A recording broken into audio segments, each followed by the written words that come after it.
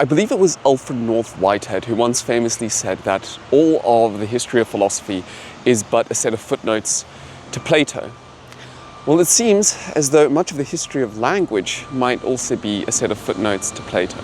Well, maybe I'm exaggerating a bit there, but many words that Spanish, Portuguese, French, Italian, and English, and of course many of the other Romance languages, have in common actually come pretty directly from Plato and his works.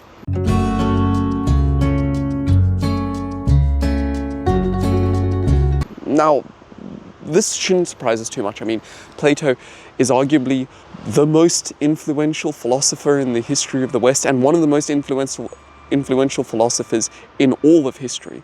In his dialogues, he planted ideas, discussed problems, and articulated certain concepts that have remained fundamental to the way that we approach the mysteries of existence and life today. And so it shouldn't surprise us too much that a lot of his vocabulary, even when translated into Latin, has infiltrated the Romance languages and English. And this is one of those few interesting instances where these equivalents across the Romance languages don't derive from mutual borrowings, but where, for example, mangiare in Italian comes from manger in French.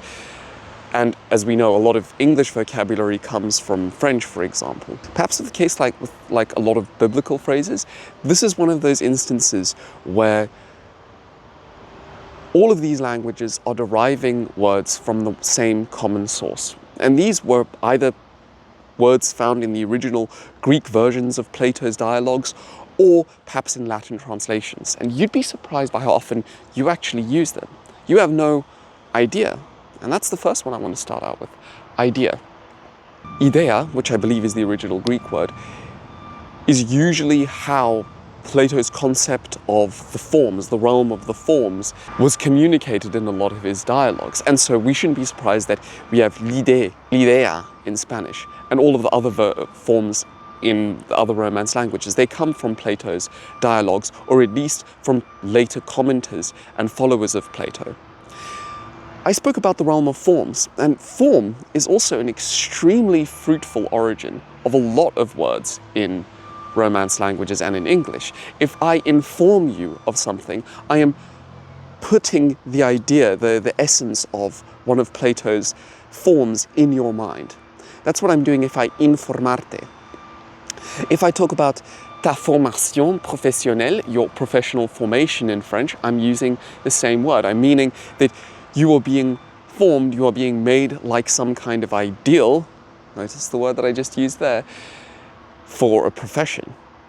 Another really common, fruitful example of platonic language that comes down to us is logos. Well, of course, many Greek philosophers were already using the word, but we can pretty justly attribute to Plato the most profound and most extensive discourse on this word logos, at least before Aristotle. And in Italian, if I study psicologia, for example, psychology, I'm using a remnant of that word logos, which meant word or study or even sometimes concept in Plato's dialogues. Any word that ends in logia in Spanish, same process, and you can extend this to the other Romance languages, making the phonetical shifts where necessary. I use the Italian example psicologia. Well, that's actually a compound of two different Greek words. Psyche, which meant soul, and logos, which we've just looked at now. Your psyche, your psyche in English, was the Greek word for butterfly, but also meant soul, and that's why a psychologist is actually someone who studies the science of the soul. Of course, in Spanish, you'd either be a psicólogo or psicóloga in doing that. As I said, these can be found across all of the Romance languages, and I thought it was worth making a short little video about how much our thought and our vocabulary is conditioned by a philosopher who died over 2,000 years ago. I'm going to leave it at that, and I will say, up until the next video, hasta luego.